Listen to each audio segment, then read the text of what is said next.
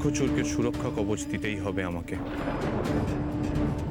এমন এক সুরক্ষা কবচ যা মহাদেবের ত্রিশূলও বিদ্ধ করতে পারবে না। ভক্তের ডাকে তোমায় তো সাড়া দিতেই হবে প্রভু। তুমি যে ভক্তের ভগবান।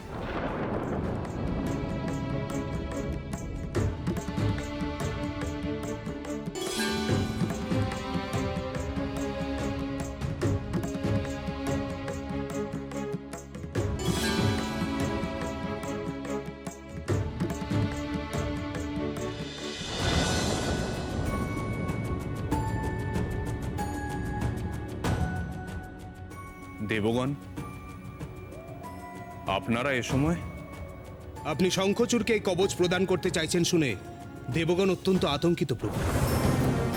এই চিন্তা ত্যাগ করুন নারায়ণ। শঙ্খচূড়কে এই কবচ প্রদান করার অর্থ অসুরকুলকে অসীম ক্ষমতার অধিকারী করা। এমন কার্য আপনি কি করে করতে পারেন? ইন্দ্রদেব, আপনারা কিন্তু নারায়ণের সিদ্ধান্ত নিয়ে প্রশ্ন তুলছেন। মনে রাখবেন, ভক্তদের আরাধনায় জগৎপালক সাড়া দিতে বাধ্য। ক্ষমা করবেন দেবী, কিন্তু এই অসীম ক্ষমতাকে মর্যাদা দেওয়ার মতো মানসিকতা অসুরদের নেই। তাদের দম্ভ অত্যন্ত বৃদ্ধি পাবে দেবী। দেবরাজ, আপনি কি মনে করেন আপনার নিজের সেই মানসিকতা আছে?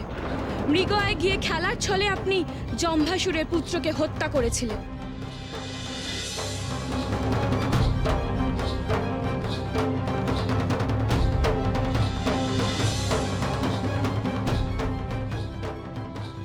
মনে আছে সেই কথা? এই আপনি মহাত্মাবলীকে বজ্রাঘাত করেছিলেন তপস্যারত অবস্থায়। আপনার নিজের দম্ভ নেই? আপনাকে রক্ষা করার জন্য জগৎপালক মোহিনী রূপে অমৃত হরণ করেছিলেন, আর আজ তারই সিদ্ধান্তে আপনি প্রশ্ন তুলছেন।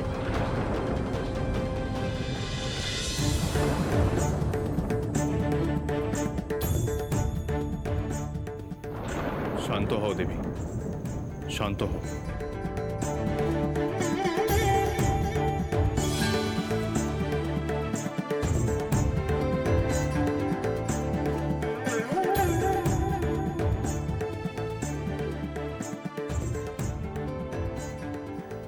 সম্প্রতি দেবগণ বড়ই বিচলিত প্রত্যক্ষ করছে।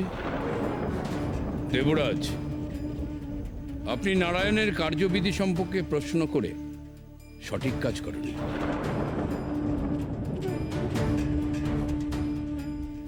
গত জন্মে শঙ্খচূড় নারায়ণের ভক্ত ছিল, তাই এ জন্মে তার পুণ্য ফল ভোগ করছে। সবই ভবিতব্য। কিন্তু নারায়ণ যেমন রক্ষা কবচ দান করতে পারেন, ধর্ম স্থাপনার জন্য তা তিনি হরণও করতে পারেন। তোমরা সকলে নারায়ণে মতি রাখো, এতেই তোমাদের মঙ্গল।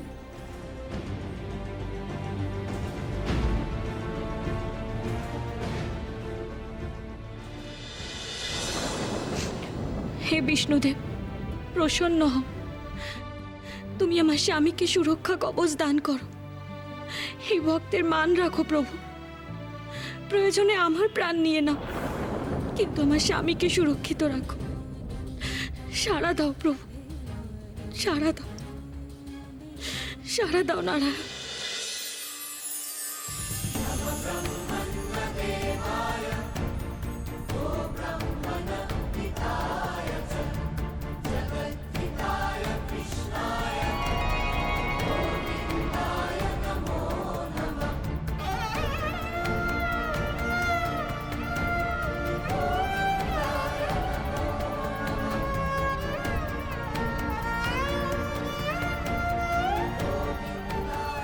তোমার তপস্যায় আমি তুষ্ট হয়েছি তুলসী।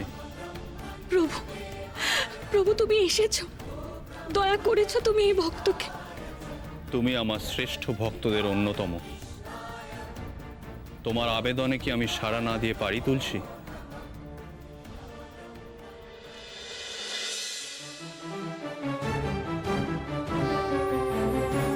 नारायण नारायण जय गोविंद हरे नारायण नारायण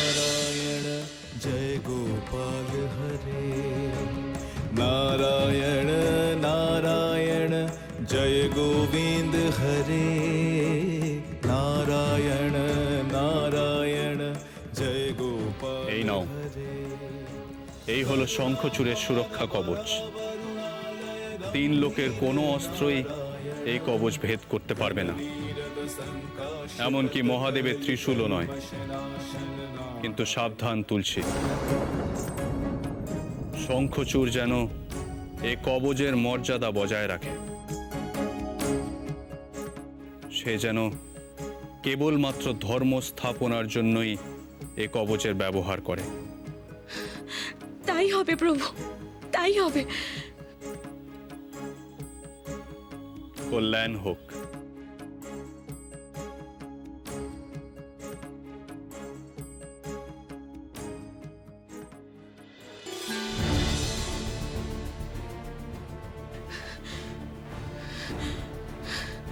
প্রভু, প্রভু তুমি দয়াময়।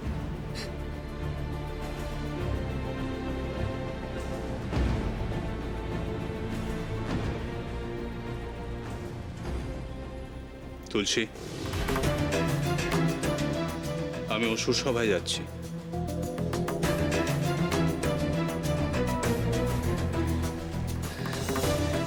স্বামী, আমি নারায়ণের আশীর্বাদ পেয়েছি। এই দেখুন সুরক্ষা কবচ, বিষ্ণুদেব নিজে এসে আমায় দিয়ে গেছে।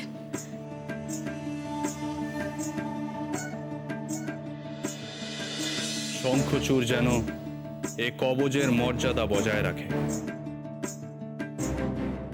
সে যেন কেবলমাত্র ধর্ম স্থাপনার জন্যই এ কবচের ব্যবহার করে। আমার একটা অনুরোধ ছিল অসুররাজ। বলো, কি অনুরোধ তুলসী? আপনি শুধু ধর্মযুদ্ধই করবেন, অকারণে যুদ্ধ করে এই কবচের মর্যাদা নষ্ট করবেন না।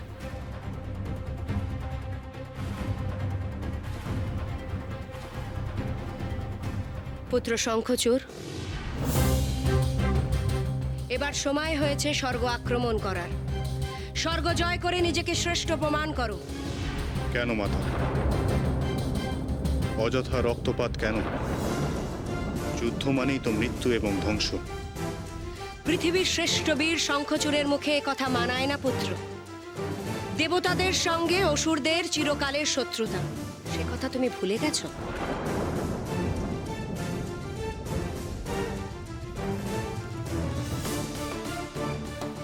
তোমার পত্নী অবশ্য দেবতাদের পক্ষেই কথা বলবেন, কারণ সে নিজে দেবতাদের অংশ।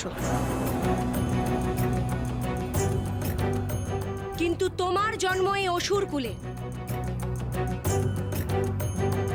তাই আমি চাই স্বর্গ জয় করে তুমি অসুরদের বঞ্চনার প্রতিশোধ নাও।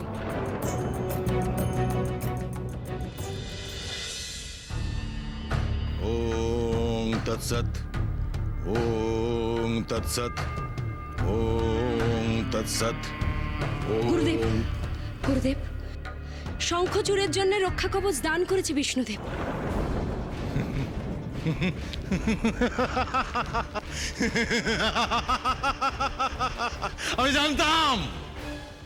আমি জানতাম তুলসী এই অসাধ্য সাধন করতে পারবে, তাই তাকে বিষ্ণু পূজায় আমি বাধা প্রদান করিনি।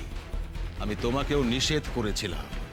আমি শুক্রাচার্য, আমি জানি কিভাবে কাঁটা দিয়ে কাঁটা তুলতে হয়। কিন্তু গুরুদেব, রক্ষা কবচ পেয়ে লাভ কি যদি শঙ্খচূড় স্বর্গ আক্রমণ না করে? করবে করবে, ওকে বোঝাও, ওর মধ্যে আসরিক শক্তির প্রকাশ ঘটাও। ওর কানে সব সময় বলো দেবতারা শত্রু, দেবতারা শত্রু। ওকে উৎসাহ দাও, বলো ত্রিলোকের সর্বশ্রেষ্ঠ বীর। তাছাড়া ওর কাছে রয়েছে রক্ষা কবচ। হ্যাঁ, যাও যাও, এখন যাও যাও যাও। আমি ওকে অনেক বুঝিয়েছি, এবার আপনি কিছু করুন গুরুদেব, না হলে তো কবচ কবচে থেকে যাবে, কোনো কাজে লাগবে না।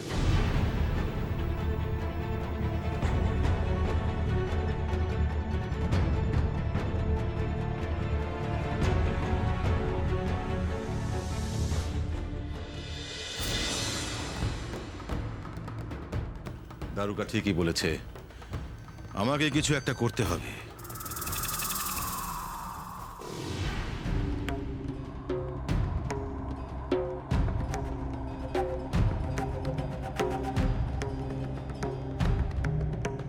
প্রণাম অসুরগুরু। আমি স্বর্গলোক থেকে এক দারুণ সংবাদ এনেছি। এবার আমাদের জয় নিশ্চিত। কি সংবাদ দেবী? নারায়ণ শঙ্খচূড়কে রক্ষা কবচ দেওয়ায় ইন্দ্রদেব ক্ষুব্ধ হয়েছেন। মহালক্ষ্মীও তাকে ভৎসনা করেছে। আর এই রক্ষা কবচকে কেন্দ্র করে স্বর্গের দেবতারা দুভাগে বিভক্ত হয়েছে। এই পরিস্থিতিতে শঙ্খচূড় যদি ইন্দ্রলোক আক্রমণ করে, তাহলে আমি সেখানে গিয়ে এমন পরিস্থিতি সৃষ্টি করব যাতে অসুরদের জয় নিশ্চিত হয়। তাছাড়া আমি শুনলাম ইন্দ্রদেব সহ সমস্ত দেবতারা প্রমোদ বিহারে যাওয়ার জন্য উদ্যোগ নিয়েছেন। প্রমোদ বিহারে? হ্যাঁ অসুরগুরু, সুযোগ তৈরি হয়েছে, শুধু তার সৎ ব্যবহার করতে হবে। এবার শঙ্খচূড়ের আসরিক প্রবৃত্তি জাগিয়ে তোলার জন্য আমি এক মায়াযজ্ঞ করব। মায়াযজ্ঞ! সবাই বলো, দেবী পাতালিকার জয়! জয় দেবী পাতালিকার জয়! জয় দেবী পাতালিকার জয়! জয় অসুররাজ শঙ্খচূড়ের জয়! জয় অসুররাজ শঙ্খচূড়ের জয়! জয় অসুররাজ শঙ্খচূড়ের জয়!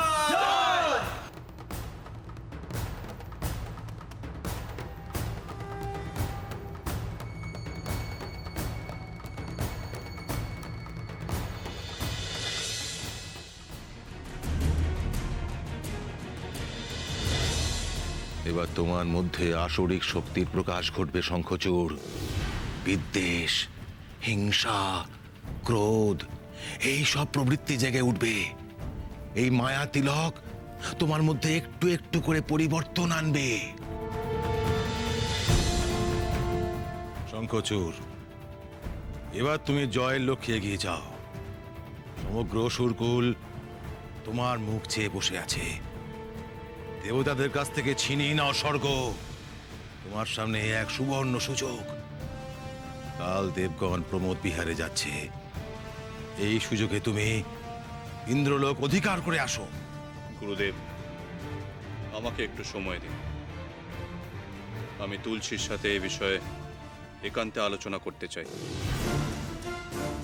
কোনো প্রয়োজন নেই কারুর সাথে যুদ্ধের আলোচনা করার। তুলসী যুদ্ধের কি বুঝবে? আর তাছাড়া দেবতাদের সঙ্গে যুদ্ধের পক্ষে কখনো মত দেবে না। এই সহজ কথাটা কেন বুঝতে পারছো না শঙ্খচূড়? তুলসীকে না জানিয়ে আমি কিছু করতে পারবো না মাতা। আমাকে ক্ষমা করবেন।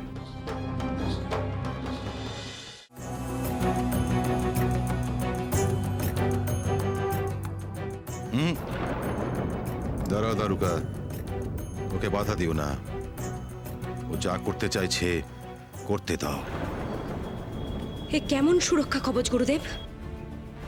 ওই দেবাংশী কন্যাই তো শঙ্খচূড়কে নিয়ন্ত্রণ করছে। একটু সময় দাও, সব ঠিক হয়ে যাবে। এই মায়া তিলক কাজ করবে।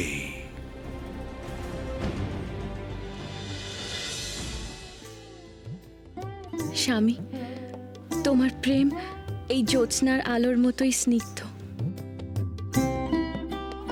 এত ভালোবাসো তুমি আমাকে, এত সম্মান করো। তোমার মতো যোগ্য পুরুষকে স্বামী হিসেবে লাভ করে আমি গর্বিত। চিরকাল আমি যেন তোমার সেবা করে যেতে পারি। আমার প্রতি তোমার এই আস্থা যেন চিরকাল অটুট থাকে। ব্যাস, আমার আর কিচ্ছু চাই না।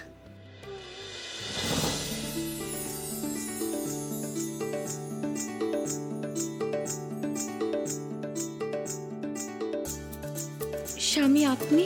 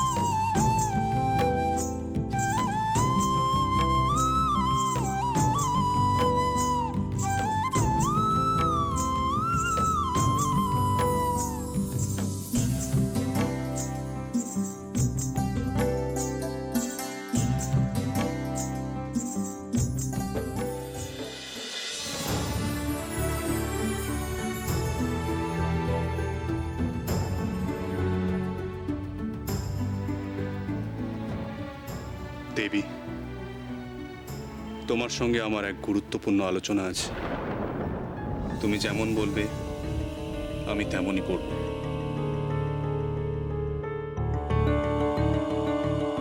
এ আপনি কি বলছেন অসুররাজ? আপনি বীর শ্রেষ্ঠ, আপনার ওপর এত গুরু দায়িত্ব, আর আপনি আমার পরামর্শ মতো চলবেন? এ আপনি কি বলছেন অসুররাজ? আপনি বীর শ্রেষ্ঠ, আপনার ওপর এত গুরু দায়িত্ব, আর আপনি আমার পরামর্শ মতো চলবেন? হ্যাঁ দেবী, কারণ আমি মনে করি তোমার মতো শুভচিন্তক আমার আর কেউ নেই। তোমার সংস্পর্শে এসে আমি এক অদ্ভুত শান্তি অনুভব করি দেবী। তোমার ছোঁয়ায় আমার সকল জ্বালা, সকল যন্ত্রণার উপশম হয় দেবী।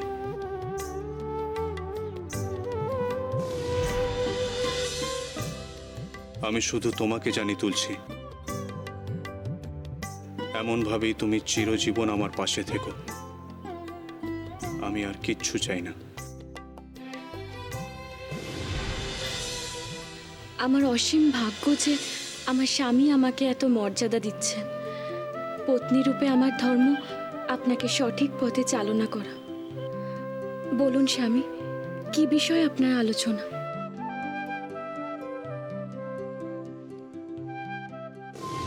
আমি বেশ বুঝতে পারছি ক্রমশ বিপদগামী হচ্ছে শঙ্খচূড়।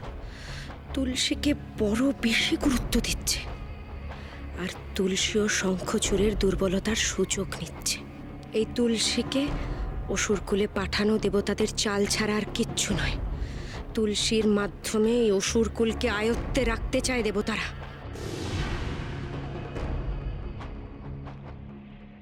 মাতা এবং গুরুদেব বলছেন আমাকে স্বর্গ জয় করতে, অসুরদের প্রতি দেবতাদের দীর্ঘকাল ধরে বঞ্চনার প্রতিশোধ নিতে। দেবগণ সকলে মিলে প্রমোদ বিহারে যাচ্ছেন এমন সংবাদ পেয়েছেন গুরুদেব। ওনার প্রস্তাব, এই সময় যদি আমি ইন্দ্রলোক আক্রমণ করি তাহলে জয় নিশ্চিত। কিন্তু কেন? কেন এমন কাপুরুষের মতো আপনি ইন্দ্রলোক জয় করবেন? আপনি বীর, বীরের মতো সরাসরি যুদ্ধ করে ইন্দ্রলোক জয় করার ক্ষমতা আপনি রাখেন, এটাই আমার বিশ্বাস। কিন্তু কিন্তু স্বামী, দেবগণ তো আপনার রাজত্বে কোনো অন্যায় করেনি, তাহলে কেন আপনি ওদের উপর আক্রমণ করবেন? আপনার রাজত্বকালে অসুর কুলে যদি কোনো অন্যায় হয় তাহলে অবশ্যই আপনি তার প্রতিকার করবেন।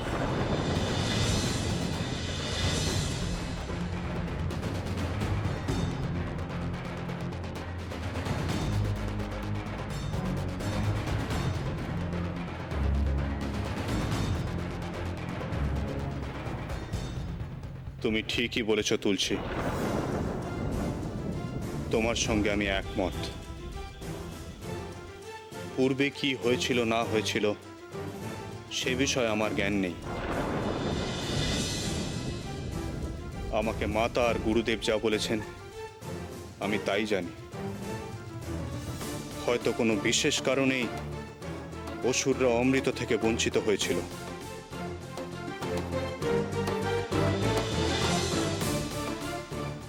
বলিরাজের দমনও হয়তো নারায়ণ কোনো বিশেষ কারণেই করেছিলেন।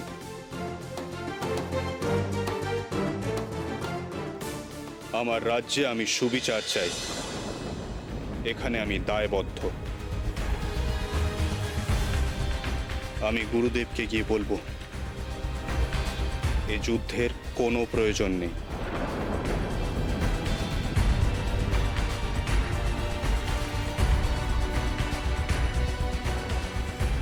গুরুদেবকে এখনই সব কথা জানাতে হবে।